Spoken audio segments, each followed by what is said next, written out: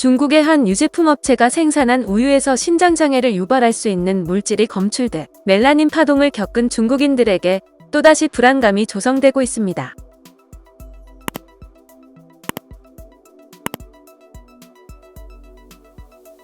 중국 신장자치구에 본사를 둔 마이츠얼이 생산한 우유에서 화학성분인 프로필렌글리콜이 검출됐다는 의혹이 제기된 것인데, 이에 대해 중국 당국이 문제를 시인하고 빠른 시일 내에 시정 조치하겠다는 공식 입장을 밝혔습니다.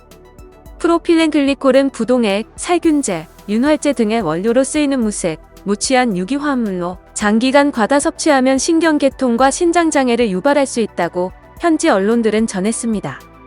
주로 샴푸, 면도 크림, 탈취제 등 일부 화장품에 사용됐지만 최근에는 프로필렌 글리콜리 접촉성 피부염 등 알레르기를 유발하는 원인으로 지목되면서 미국 등 일부 국가에서는 사용을 규제해야 한다는 움직임이 제기되기도 했습니다.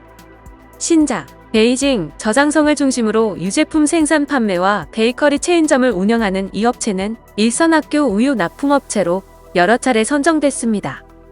또 해당 업체는 명료아용의 분유를 제조해 판매해왔다는 점에서 분유에도 프로필렌 글리콜이 첨가됐을 가능성이 크다는 지적도 잇따르고 있습니다. 웨이보 등 중국 소셜미디어에서 관련 해시태그가 검색어 상위에 올랐으며, 중국인들은 식품 안전 문제는 영원히 해결할 수 없는 것이냐거나 방역 조치만큼 식품 단속을 철저히 하라는 불만이 쏟아졌습니다. 앞서 멜라닌 파동을 겪은 중국인들은 불량 유제품에 대해 민감하게 반응합니다. 2008년 인체 유해 화학물질인 멜라민 함유 분유가 유통돼 적어도 6명의 영유아가 숨지고 30만 명이 피해를 입은 바 있습니다. 당시 업체들은 단백질 함량을 속이기 위해 멜라민을 첨가한 것으로 드러났습니다. 2020년에도 가짜 분유를 먹은 아기들의 머리가 부풀어 오르는 사건이 발생한 적도 있습니다.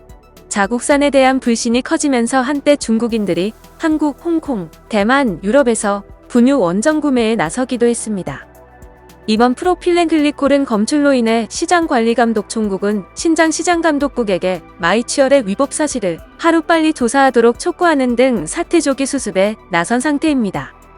실제로 지난 1에서 2일 양일간 신장지구 시장감독국이 문제의 업체 마이츠얼의 우유, 분유 시설 공장에 직원을 파견해 문제의 성분이 첨가됐는지 여부를 조사한 결과 업체 생산 공장에서 출고된 순우유에서 프로필렌 글리콜 성분이 대거 검출된 것으로 알려졌습니다.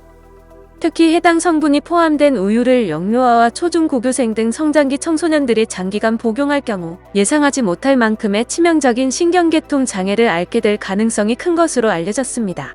관할 시장감독국은 문제의 마이츠얼 업체 외에도 중국 유제품 시장의 시장 점유율 상위 14개 업체가 생산해 판매하고 있는 23개 종류의 우유를 샘플로 추출해 프로필렌 글리콜 첨가 여부를 조사 중이라고 밝혔습니다.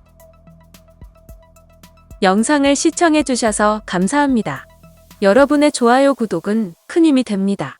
지금까지 뉴스킹이었습니다.